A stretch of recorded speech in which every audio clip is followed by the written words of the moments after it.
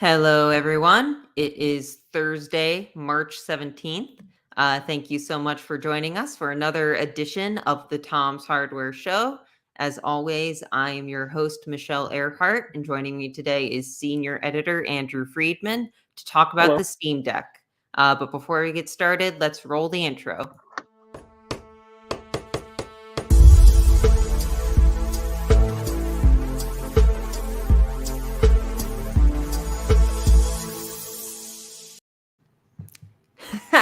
So you have the Steam Deck right there.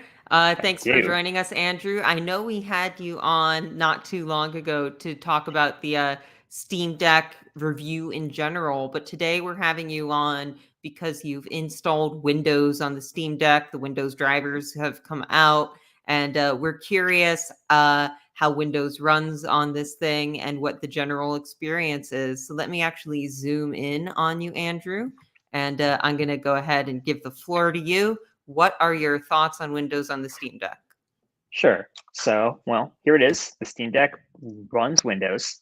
The drivers just came out last week, and they had a couple of big additions. They got the GPU working, they added Wi-Fi, and they added Bluetooth.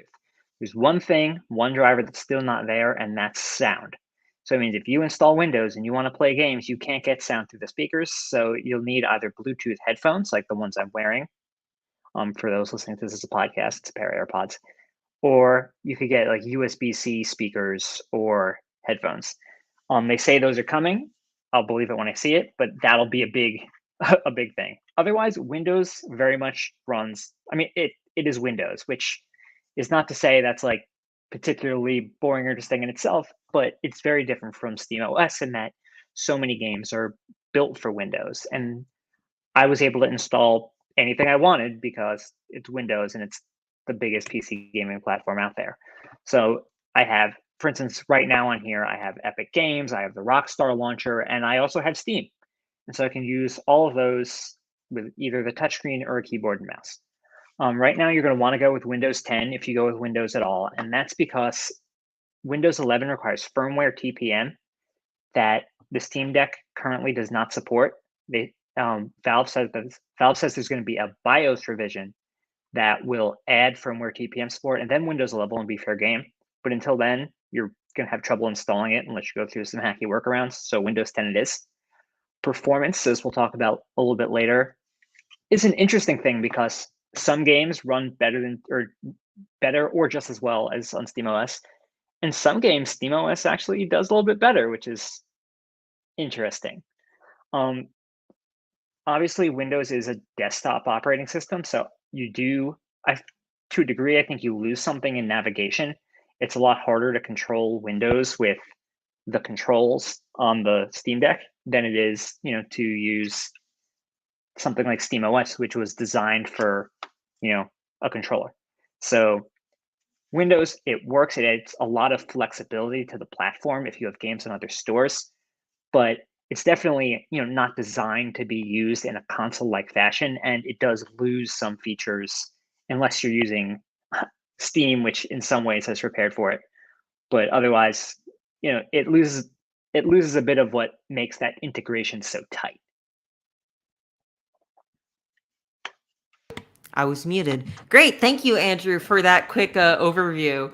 So you just raised a lot of points there. So if anyone has any questions, feel free to drop them in the comment box down below, and they'll show up on our back end and we'll address them live throughout the show. In the meantime, though, Andrew, I know you said that the integration isn't as tight. And I Right. know you said that you need to install drivers for this, and that Windows 11 doesn't work. So why would you go through the hassle of installing Windows on the Steam Deck? What do you get from doing it? Well, I mean, why would you go to the hassle? I think in many ways is because you can. But look, SteamOS is based obviously around Steam, and that means Valve Store.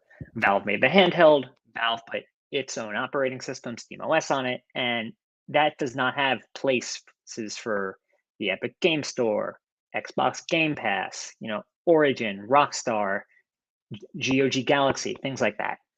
There are, I think for some of those, there are some Linux, like not necessarily official, but there are some like Linux versions and you can install those. But if you want that full PC gaming desktop experience you're used to, Windows does offer that, and it does work on the Steam Deck with those caveats. The integration thing, of course, is that you control SteamOS. You can control it with a keyboard and mouse, but Windows, you almost always control with a keyboard and mouse. And when I was benchmarking, I almost always went to it because moving around Windows with the Steam Deck was not necessarily a pleasure. I noticed when we were in the yeah. office yesterday, you were talking specifically about the screen brightness being really hard to control. Right. Well, so it has its auto Just as like an brightness. example. Right. So it has its auto brightness, right? And SteamOS does that too, and that's fine. But for the longest time, I wasn't thinking about it because I review laptop, like lots and lots of laptops. And when you review a laptop running Windows and you want to change the screen brightness, you hit a hotkey and that changes the brightness on and off. With a desktop, you usually set it to what you like and you're usually pretty good and you can change it on a software standard. On this thing, what is that? And the answer is it is where one of the places it always is, which is under display settings. Going under display settings is a bit of a pain to dig out all the time. You can go, if I was to tap here, to the action center. And then, in fact, I should actually just put this down here for everybody watching. Hand cam. Hand cam, plug in my keyboard and mouse. We apologize for any like video quality stuttering or anything. We're streaming from home the best we can 2 years into a pandemic, but so we want to show you the live experience best we're able to. Now I'm doing this upside down, so excuse me. But you go here to the action center, and here is the screen brightness toggle. So you can, like, if you know where you are, just go and drag that and make it brighter or dimmer, which is fine if you're there it is brightest, getting dimmer, kind of hard to see on the screen, but you can trust me, in front of me it is happening. And that's fine and all when you're on the desktop. If you're in a full screen game and you want to quickly change the brightness, that's not so great because you'd have to effectively leave the game and then go there and do it. Now on SteamOS, you could hit this ... button, which would bring up a quick options menu, and there's a quick slider. So, that's the type of, when I say like you lose integration, things like being able in the middle of the game to like press this button, change screen brightness, press this button, turn Bluetooth on and off, press a single button like the Steam button and to go back to your home screen, or suspend a game, which Windows does not allow for. Those are the types of sort of integrations you lose. In fact, like those buttons in a way, like don't necessarily, like these buttons kind of don't really do much. The ... does like nothing at all. And then the Steam button does kind of work, but in Steam only. Are they like mappable? Can you like map them to other actions, whether through Windows or at least through the Steam controller configuration setting? So if you go into Steam and you go into, so I wrote about this a bit in my impressions, but Steam Big Picture Mode is the closest you'll get to SteamOS, right? So if you want that feeling, surprise, Steam is still the place to go, even on Windows. And in SteamOS, a lot of things do work. I have to look a little bit more. This button typically does nothing. The Steam button ends up acting as a menu button again.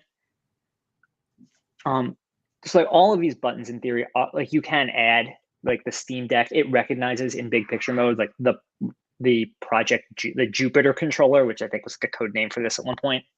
So you can use those, but I do expect, I just got to imagine with the fact that it's like this is such an enthusiast product that there are going to be people who are going to come up with some sorts of solutions to trigger them all. Right. But right now it's really early and not everything is necessarily recognized everywhere. Speaking of this being an enthusiast product, I'm not sure whether this is a joke or not, so apologies if I'm misreading this, but we have a comment from the unknown 1920, which asks, is that Nintendo? This is the Steam Deck, which is sort of like Valve's answer to the Nintendo Switch. It's a portable handheld gaming PC. It's a little larger than a Nintendo Switch. It starts at, I want to say $399 and goes up to $600 depending on which model you get. and it's built to run your Steam library and comes with a proprietary Linux-based operating system out of the box.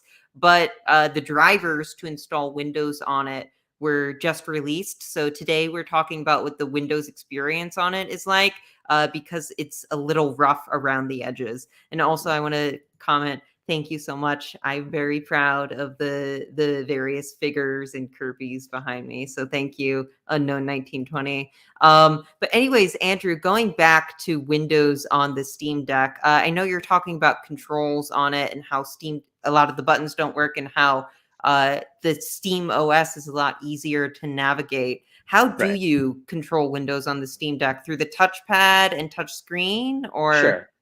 So you can use the touchpad and touchscreen. Windows does work with touch. There have been Windows tablets for a long time. Obviously, the Surface lineup is part of that. Windows 11 is a little better with touch, but as we said, Windows 11 doesn't work. There's a number of ways you could do it. You could plug in a keyboard and a mouse. That is probably your easiest way around. Of course, if you're doing this on the go, that's not the best way.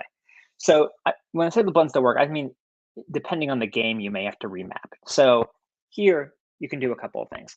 This left touch, or rather on my left, the right touchpad can be used as the mouse, which is very similar to how you would do things in SteamOS. You could also use the joystick as a mouse, though I find that to be a little oversensitive. The right side, the joystick, this joystick can kind of go through menus. You might see it picking different options. And then the right touch, or the left touchpad rather, can like scroll horizontally and vertically. And that was a little weird to me because like, okay, I have one for like moving the mouse and one specifically for scrolling. Some of the buttons work for menus like things like that. When you get to the triggers, it's actually the right trigger is the one that you use to left click, and the left trigger is the one you use to right click. That makes sense to me, actually. I like that, but go on, sorry. Right.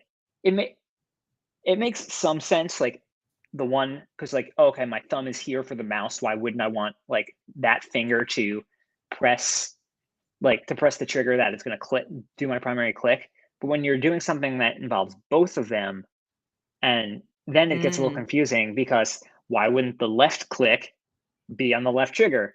I guess the idea is you want, assuming that your user is right-handed, which is a big assumption, but you want them to click the mouse with the same finger that they click a regular computer mouse with, which would be their right index finger, right? Right. So it makes a certain degree of sense, but it took me time to get used to. And then otherwise, like the bumpers don't really do much. When you get into games, obviously games recognize the full controller and they're like, oh, okay, that's great. But most people don't use like an Xbox 360 controller or an Xbox Series X controller just to like move around Windows. So it's not fully designed for that, but there's enough going on here that you can get around without a keyboard and mouse. It's just not necessarily as easy as on SteamOS. I'm glad to hear that games pick up the controller just fine. I know you were saying Steam reads it as a Jupyter controller. I'm a little curious to talk about non-Steam stores, because I think that's a big reason to install Windows on this. So please stay tuned for that. But just to stay on this topic and be a super nerd for a second, this desktop experience, it sounds pretty clunky. How do you think it compares to the built-in desktop experience, KDE Plasma, which is sort of a Windows-like experience that comes with Steam OS that's already built onto the Steam Deck? Sure. So I've had Windows on here for a bit, so I haven't looked at KDE Plasma desktop in the last week or so. But I'm more familiar with Windows than I am with KDE Plasma, so in that way, I know where to look for things. But other than that, I would say they're about equally painful to use. In that, like they're not really, neither of them are really designed for that type of control. If you want to plug your Steam Deck into a monitor and use it as a computer, then I'm like, okay, then you might put in your keyboard and mouse, and now you have like your little home theater PC, and in that way, it works really well. I feel like these Steam Deck reviews almost feel premature just because the dock isn't out yet. And sure, you can connect a USB-C cable to it, but like the Steam Deck is selling itself on convenience. And I feel like you're not going to have a full picture of how convenient it is until you know how it works with the dock. Yeah, I mean, look, you can see how I have it here, and because I've been using this. This is just some random USB-C hub that I happen to have lying around, and I've plugged it in now because I'm using the mouse to do some of the demonstrations. This is not made by Steam. It came off like Amazon or something. And here, like, here's the dongle I'm using for the mouse, and here, this is the actual Steam Deck. The Steam Deck charging cable. Are It you does able the job. to like send your video to a secondary or an external monitor just fine? Do you have issues doing that? Like all things USB Type C, I found that because I have a handful of dongles lying around. Some are better than others, so I have some that, yeah, like I put it on monitors just to try it. I have some that have worked well and some that have not. So that just seems sort of like a USB-C dongle problem to me more than a Steam Deck issue. That does work. I haven't really done it here with this. I suspect the average person will not install Windows and probably will not need the dock either.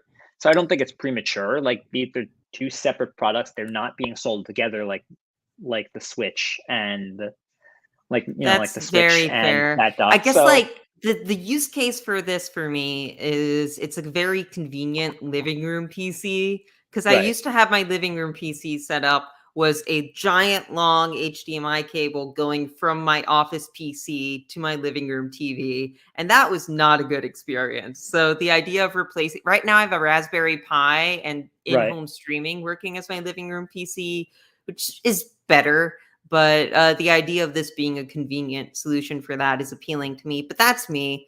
yeah, Let's talk about you. So I have a viewer question here from apologies if I don't say this name correctly, Hong Long Do, who says, does it work fine with apps like Office and Chrome and various productivity things? sure. I mean, the short answer is yeah, it does.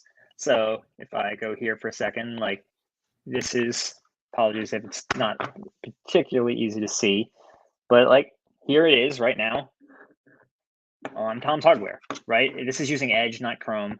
It's Chromium, so it's effectively the same thing. And you can run it. It's running at 1280 by 800 with a little bit scaled, and obviously you can change that if you want. But like this is the Tom's Hardware homepage right now. If you're just doing some simple browsing, it's fairly fine.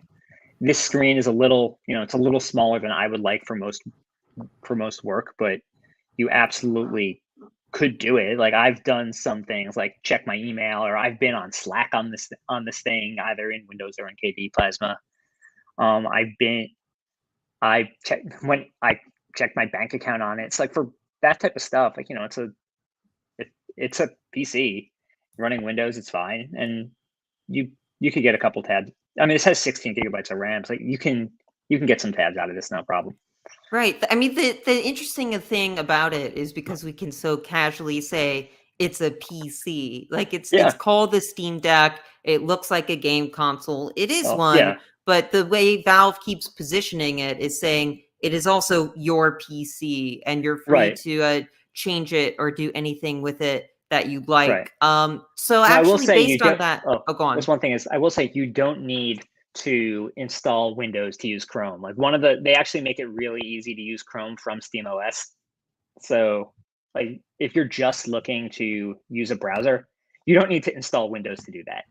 If you're looking to use, and you could probably get, I mean, you wouldn't be able to use necessarily like Office, but you could use something similar on KDE Plasma. Google So that's Docs or is LibreOffice the Linux equivalent? a Apologies if I'm showing. LibreOffice is also on Windows. Okay, I'm It's not a just a free huge version of Linux this. user. I But apologize, everyone. the point is, you could use things like that on Linux on the desktop. So that's not necessarily a version to go ahead and erase that off of your SSD and put on Windows. The big reasons to put on Windows are A, familiarity with Windows if you want Windows, and then just like the larger library of game content that you have on there. Right. So let's talk about that. You were able to test some so when we did the initial review for this, we just stuck to Steam OS, which meant staying to games that are on Steam. And even that compatibility isn't perfect, which you can read more about in Andrew's original Steam Deck review. But for this video, what was it like running games like on Epic Game Store on the Steam Sure. Deck? So, I mean, like many other things, it was largely as expected. Like Epic was one of the first things I installed because it's kind of funny to see Epic on here, right? Like here it is. Here is one of our Tom's Hardware Epic accounts, and I at one point I had Borderlands installed on here because I ran that and ran out of space, uninstalled it. You see, I have Metro here from our stress test. One thing when we did the initial Steam Deck review, one of the questions we had was, well, the stress test is a Windows executable in a separate program. So how are we going to stress test this? And what we did was we used the built-in logging, which they used something called Mango HUD to do, and we played a game and we did that. For a lot of our laptops and our desktops, we run a stress test that consists of running Metro Exodus 15 times to get like a half an hour of gameplay, and we log that with HW info. On Windows, I was able to install HW info, and I was able to install Metro Exodus, as you can see here from my quick launcher, and we were able to run that test. Now, not all of the sensors worked, which was a different, for logging, which was a different problem, but the benchmark did work because, this is Windows and everything that runs on a Windows PC runs on Windows on Steam Deck. So we did there. Here's the Rockstar launcher. Like, look, we did it on the initial test. We did it through SteamOS, but here I have Red Dead Redemption in the Rockstar launcher. So again, it's fairly easy. Oh, it's already running. Thank you. That's super helpful. So this is, and if you have PC Game Pass, for instance, that's a great way to get those games on here. Is if you want to, to put on Windows, because then you get access to all of those games, which again you currently don't through SteamOS. How does it work with so the Steam Deck can't do, at least via SteamOS, games with here, let me show my face as well, games with anti-cheat on them, like Halo Infinite. Does installing Windows change that at all, or? So it does, yeah. I installed Halo Infinite, and I tried it out a little bit before the show. You see I have it on here. And Halo Infinite is one of a handful of games that even Microsoft has come out and said we don't support on Steam Deck, which is kind of a bummer because it's a recent hit. But here through Steam, you can run Halo Infinite, and it works as you would expect it. Which is, so games like Halo, I think like Fall Guys was another big one I remember that didn't work. Things with anti-cheat just operate this time around, which is kind of nice. It's like, so here's Halo Infinite running now on Steam Deck, which you couldn't do if you had it in SteamOS mode. So that's another reason you might want to install Windows, is that, hey, I can do this. And I can't do that on regular SteamOS. So you're trading convenience and integration for a larger selection of games, right? Go on. Those things. I just want to say those things like sometimes clash, right? Because when I was trying to set this up, it had asked me like, "Oh, okay, you're in Steam, you have Halo Infinite, that's fine. We're going to launch it." And then it said, "Hey, can you log in with your Microsoft account?" And it didn't want to pull up the touchscreen keyboard. So I had to go and plug in a keyboard and mouse and do that. But then once the game loaded, it's like, hey, this is a controller. This uses thumbsticks. You're good. So, but you do definitely get that bigger library, especially if you pay for games in other ways. Like I have a ton of free Epic games that I should get to one day. And if I want to play it through the Steam Deck, then I got to install Windows on it. There's one other big trade-off I didn't mention, which is that currently, to install Windows, you can only have one operating system at a time, which means you have to erase SteamOS off and then install Windows over it. That's so funny because the conclusion of your Windows on Steam Deck article is that the ideal world would be dual booting these. Right. Now, Valve has said that's coming. It has not said when, but that one day, sometime in the future, it will release a installer for SteamOS with a wizard to install an alternative operating system. Okay, so actually I was going to move into performance, but that is one thing I wanted to make sure we cover, which is how do we install Windows on the Steam Deck? Sure. So there's a couple different ways, and we'll go over them fairly quick. And we have a whole article on this on tomshardware.com, which I highly recommend you go step by step if you do that. But the first thing you'll need to do is create a installation drive. Any USB stick should work as long as it works with with the Windows 10 or 11 Media Creator. So you go to Microsoft's website, you download the program and get the media creator, shut off the power. Then you'll need a hub or something like this, unless you have a USB-C. Unless you have a USB-C drive, which I thought I did here to grab, but oh yeah, I do, like this one. In which case, oh, there we go, that side. In which case, all the power to you. There is a way to access effectively the BIOS and get to the boot order. So by holding down the volume down, which is this button, and the power button, it will let you access the boot order, and then you can pick your USB device, which will be off of the hub, and you take your boot drive, put that in there, and then what happens is the Steam Deck will boot up, and then it'll just be like installing Windows on any other PC you have, with one caveat: it's gonna be sideways. The entire process, it will be sideways. So you'll have to navigate through that. Keyboard and mouse is easier, but it works through touch. This sideways thing is not terribly crazy. I think that's the way the panel operates. When I updated the BIOS in SteamOS for the first time, that turned sideways briefly. Anyway, you go through there, and then you just sort of go through Windows. Okay, I agree to the terms and conditions. Here's my product code if you have one. If not, you can do it unlicensed, I suppose. You have to make sure you choose the custom Windows install, obviously, because you're not upgrading from previous version. You'll need to delete the biggest partition for SteamOS to make room for Windows. And then you just go through that, and then, hi, I'm Cortana, and I'm here to help. If you have Windows 10 and you fall, except that you won't hear it because there's no speaker driver. And then you go through the setup process from there. And then once you get to the desktop, you will want to go to settings and rotate it so that it goes sideways. And then you'll have Windows. That's the short version of it. You could also, if you prefer, there is a sort of a trick to make it dual boot, and that is to install Windows on an SD card, because then you can go to the boot order and you can pick the SSD and stay on SteamOS, or you can pick the SD card. In fact, this one has Windows on it right now, and put it in there and move between them. I mean, obviously SSD versus SD card performance, and you can do that by using the SD card, and basically you need another Windows-based PC, or I use another Windows-based PC. But to make the micro SD card bootable, you use something like Valve recommends a program called Rufus, which I found super easy to use. And you make what is called a Windows to go drive on the micro SD card. And then when you put it in there, you can effectively just install it in a very similar way. And then you go and you do the same Windows setup, and then again, rotate it. So rotate it the right way so it works sideways. But then when you shut down the PC, you can eject the SD card and then have SteamOS again. So those are really the two ways to do it at the moment. I think dual booting, again, would probably be the best way. I'd love to be able to save some room just to play like 1 or 2 games on something like Epic or Game Pass. But it's really not terribly difficult, except that you're going to want to make sure you go to Valve's website and download the recovery image in case you ever want to go to SteamOS. And they have pretty comprehensive instructions there on how to flash it back to SteamOS.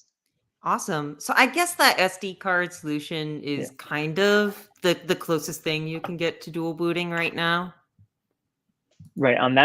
That's the closest you can get to dual booting right now, is to put it on the SD card. Now, the issue with that is, this is a 512 gigabyte, is obviously Windows takes up room on an SD card the same way it does on an SSD. So you want to make sure you have enough room for Windows and the games.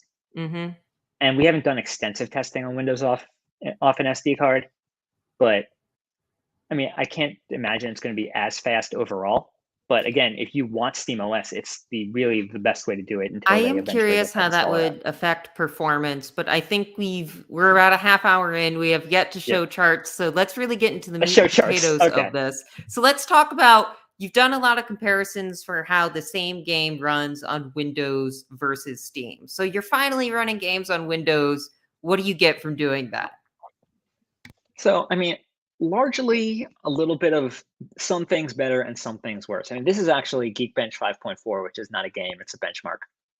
And you'll see here that SteamOS did a little bit better with the Aerith CPU, which is the custom APU rather in the Steam Deck.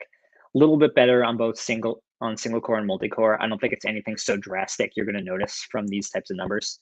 So on pure like overall performance, you're gonna see it was a little better, perhaps customized for SteamOS, but nothing crazy here. Great. So let's go to an actual game. We have Shadow of the Tomb Raider, which is a pretty common benchmark we run. Right, now here's something interesting about Shadow of the Tomb Raider. Shadow of the Tomb Raider has a native Linux version, and so it was the only game that we ran on the initial Steam Deck review that didn't go through Proton in some way. So what you're seeing here is the Windows version and native Linux not going through the Proton compatibility layer. And what you see here is that with the exception of highest, where they were effectively tied, you got a few extra frames through Windows 10. Whether or not that's enough for like changing your operating system, I don't know. But you'll see they're similar, but Windows squeaked out ahead of this one. That's interesting, given that Tomb Raider does have a native Linux version. Right. So let's go to a different game then, Guardians of the Galaxy. This one doesn't have Windows charts. Why is that? Yeah, you might notice in the review we didn't even have this chart at all, but that's because, and this is very odd to me, Guardians of the Galaxy is marked playable on Steam Deck on its the verified scale, and it's indeed playable. That's how it ran on low and medium. It didn't run on Windows. It had a driver issue in which it said it effectively couldn't reach DirectX 12. There was some sort of DirectX 12 problem. Got that constantly. It never launched the game. And it's odd to me that there would be a game that Windows 10 can't launch, but there seems to be a driver problem. So this is really more than anything a reminder that things are still early and that Valve has not pledged support for Windows on deck. So what you're really getting it as is, and I don't know if someone else is going to patch this or if it is what it is, but Guardian's currently not a game you can play on the Steam Deck. Okay, so next game, Red Dead Redemption 2. Right, so this is on the lowest settings, and you'll see here, and this had run through Proton on SteamOS. You got 5 extra frames running on the lowest performance settings. So here's SteamOS came out a little bit ahead even through Proton, which is, I got to say, a pretty big accomplishment on their side. But this game also has a little bug I want to mention, which is that I couldn't launch this game initially because to benchmark you don't need sound, right? Like to test the speakers is one thing, but to benchmark you don't need it. This game would not launch because there was no speakers. Rockstar Games really wants you to hear this game, so I had to actually connect some headphones over Bluetooth to convince it that, hey, you should launch for me. So oh my God. So yeah, maybe you got a couple frames, but this was a point where, like, again, you saw a little bit of like, you get what you get because Valve's not supporting it there. Oh wait, no, don't you get more frames via Steam on this one? Yeah, sorry, you get more from Steam. That shouldn't be a problem, by the way, once that speaker driver finally comes out. Okay. But yeah, you got a couple more frames from Steam on this one on the lowest setting. So you say the speaker driver is going to come out. So speakers don't work on Windows 10 right now, but they will in the future? That's what Valve is saying. It said that and AMD and some of its partners are working to make it happen. Unclear exactly when it will. That being said, Red Dead Redemption 2. Thank you for the reminder. Yeah, Red Dead Redemption 2 also had a couple other things. Like, it thought it was running things at like 800 by 600, even though it was running it full screen. So it was a little buggy in that way on Windows, but it did work. I am happy to see that because Red Dead Redemption is a famously like performance heavy game, and with this not being like built with intended support for it, I'm amazed that it runs in all when Guardians doesn't. Right. But next game, Horizon Zero Dawn. This is especially interesting because it seems like it's on every platform now for a Sony first game. Right. So, in fact, almost all of Sony's games, I believe, are verified on Steam Deck. So this is a verified on deck performance, also runs, or verified on deck game, rather, also runs through Proton. But this was one of the games where Windows won out consistently. And I think that favor performance setting there, that was actually there might be one bigger, but like those favor performance and original are like two of the biggest score differences we saw. Like when you see something like 3 frames, to me, that doesn't make a difference. But 48 versus 56, that is This is the only game on this list so far that I actually really like care one way or the other. Right. So here you got, as you went down, it kind of scaled and they became closer. But if you want to play closest to the 60 hertz that the screen allows, favorite performance on Windows, at least in the benchmark, got the closest there. Cool. So next game, Borderlands 3.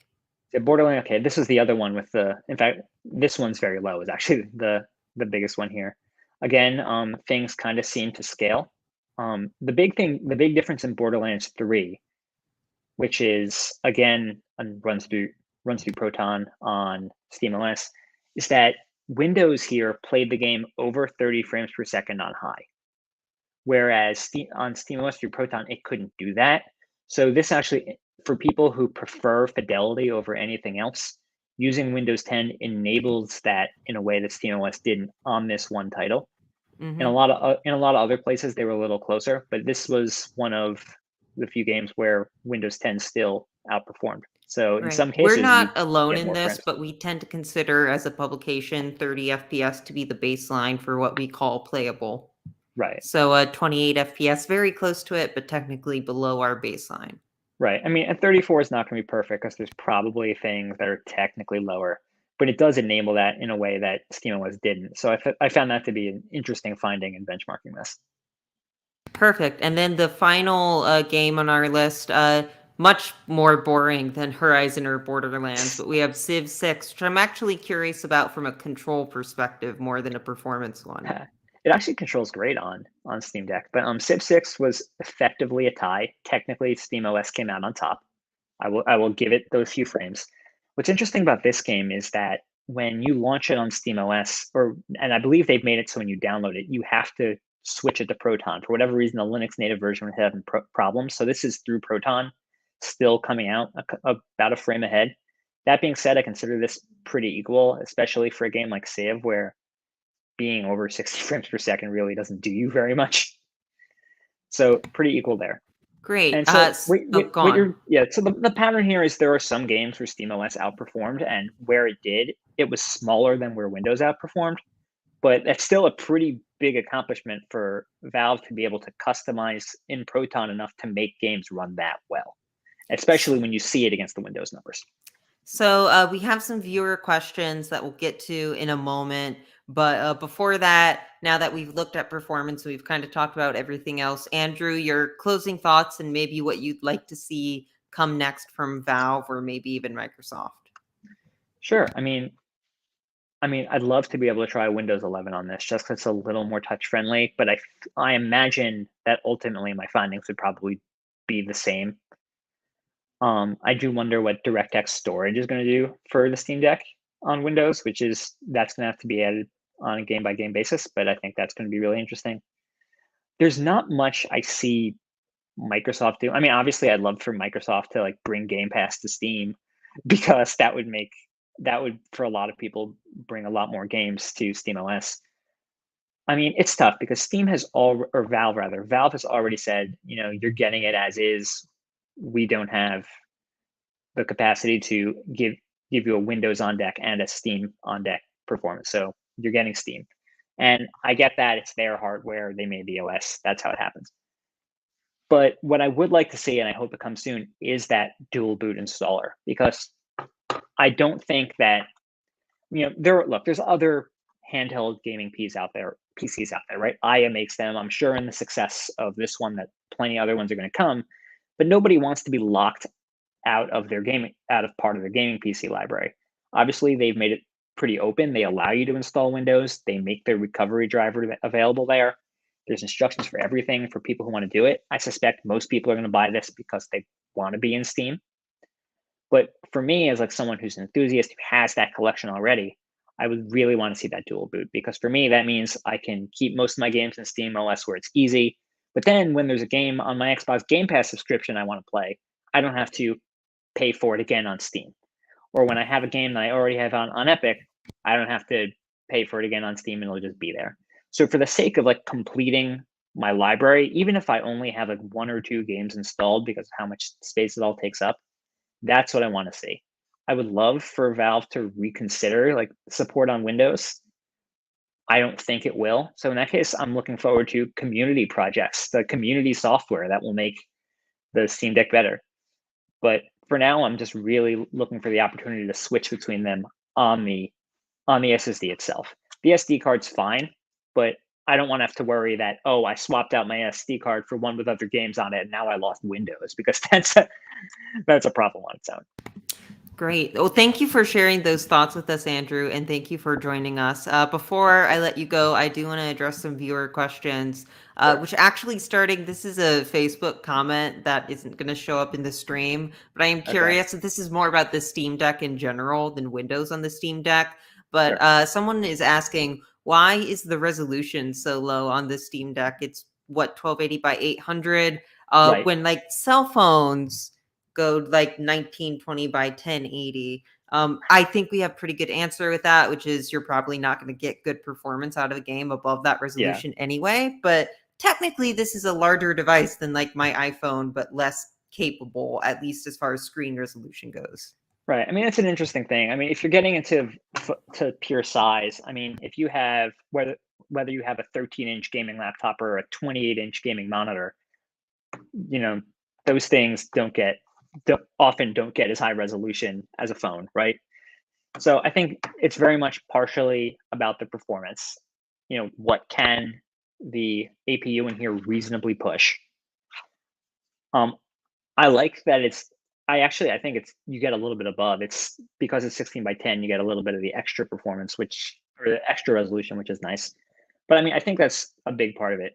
Part of it is surely price, right? You could put nicer of every component in there, but the Steam Deck is actually priced surprisingly low for a gaming PC. Like if you go out and compare this to like the gaming laptop market, whether or not the screen is one of those things, I don't know. I mean, it's the same resolution across all three of them. Obviously, the 512 has the anti-glare, but I mean, that's my guess as to why it is what it is. Is that you mentioned Aya earlier, and actually, like the Aya Neo Next, which is the next handheld gaming PC they're making, similar form factor, costs like $975, if I remember that correctly, which is almost twice the Steam Deck, or more than twice, depending on the model you get.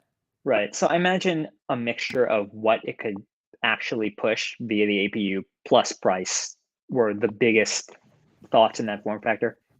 I also know that like 1080p sounds good. It sounds like the basis for what we consider HD. And that makes sense when you're looking at a 24-inch or higher screen. But when you're looking at a screen this small, I can tell you have thoughts, Andrew. Yeah, I mean, I was gonna say, like, when for instance, like I finished Guardians of the Galaxy on this, and I was initially playing it on this PC behind me, and I was playing that often on that TV behind me, which is great. But when I put it on this smaller screen, that didn't make as much of, like, the loss of resolution didn't make as much of a deal to me as much as, oh, am I getting the same performance? Because it couldn't pump out those graphics anyway. It couldn't pump out those high fidelity levels that made that worth it. It would not surprise me if people did turn some games down to 720p on this to get them to run at their fastest. Cool. So going into audience questions that showed up on the stream, this is an interesting one. And oh wait, nope, we already addressed that one. This is an interesting one. It asks, will you try to install Chrome OS on it? I assume that's not a thing. You know what? I hadn't even thought of it. I don't know off the top. I mean, I guess Chromium is an open source platform, so you could probably get a copy of Chromium and install it. That is like we needed special drivers from Valve to install Windows on this. Right. So you were able to install Windows before the drivers came out, but things really didn't work without the drivers. There were some things that still don't work perfectly now, like the sound, but at that point, I couldn't connect to the internet the first time I installed it.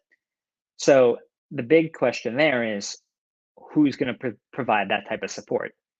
Is Google going to do it? Is someone going to is someone going to fork Chromium to make a Steam version? So my thought is it would have to be a community project. Right. So I haven't tried it. I don't anticipate trying it anytime soon. I suppose you could. I'm also not sure what type of programs on Chrome OS I would use that would use that type of power, because if I was using Chrome OS, maybe I'd be streaming games, but there's not a lot made for Chrome OS. So I imagine it could be done, but it probably needs some work. And while Valve and AMD have done some work to get Windows done, I've heard nothing from them on Chrome OS. Right. I always like to think of things like in the basis of like what service are we providing to our readers, or like Yeah. why do they care, what is important to them about this. But it is still important to remember that as hardware geeks, our editor-in-chief's motto is we do things not always because we should, but because we can. So it's possible that we could in the future, but it's Yeah. not going to be good, and there's not a ton of point to it. So we have another question from the same user. I don't know if we'll be able to do this on stream, especially with the webcam, who asked, can you go to Yeah. device manager and show how many drivers are still missing except audio and power? Sure. Well, I can open it up and take a look. But when I had looked earlier, it was not. Oh, I'm like, why is my mouse not working? It's because I had unplugged it from the Steam Deck. But I mean, the true answer is like I've found it to like largely be working. I was so happy when Wi-Fi started working, because before I was using a Wi-Fi dongle to get around that. Device manager, get that in there. And to explain why we're showing like the Steam Deck on camera instead of like Yeah. showing the Steam Deck's input directly on stream, it's mostly because it's a lot more like interesting to actually see it running off the Yeah, deck. you can't. Yeah, it's tough to see And because of because the brightness. this way Andrew can easily like show the Switch actual between. experience of using it and So, how the screen size works. yeah, you absolutely don't need. I mean, here is, like you can see sort of all I'll here, get my face out of here.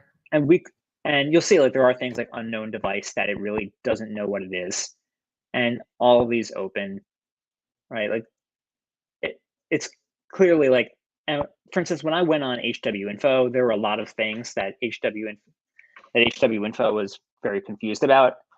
So I think there is a lot that in the hardware that Windows doesn't necessarily know what it is. Other loggers don't necessarily know what it is, but it works enough. Great. So we have one last question from Ubiquil. Apologies again. Who asks, how is battery life in Windows as compared to Steam OS with its frame and TDP limiting controls? It's a good question. We haven't done like an official battery life contest between the two, especially in the same game. What's What was your interesting? battery life like in Steam OS? So in SteamOS, I typically got between like 2 to 6 hours was like my estimate after playing a bunch of games for various amounts of time, sometimes stopping in between them and suspending it. I don't think it'll change a ton. The TDP limiting not currently there in Windows, though. Again, that is something I suspect somebody could potentially come up with. The issue with battery life on something like the Steam Deck is that because it's effectively a game console, everyone is going to be using it a little bit differently. And so there are some games, like you want to play a game like Stardew Valley, where it'll just last for a long time because it's not intensive at all. And then you run, like when I was running Guardians of the Galaxy, I'd come up around 2 hours and it would conk out. A lot of this has to do with things like display brightness. And like with our laptops, we have a very specific test. We set it to 150 nits. We connect it to a certain server that shows the same videos and runs the same web pages, and then does the same graphics test over and over and over again until it dies. And there's really not something equivalent that we have yet for this. You could potentially run, certain graphics benchmarks over and over and over until it dies. But what I haven't done like exact, like we don't have anything scripted for that. What I imagine, and like this is again like not having really tested that, is that it will probably fall in the same region.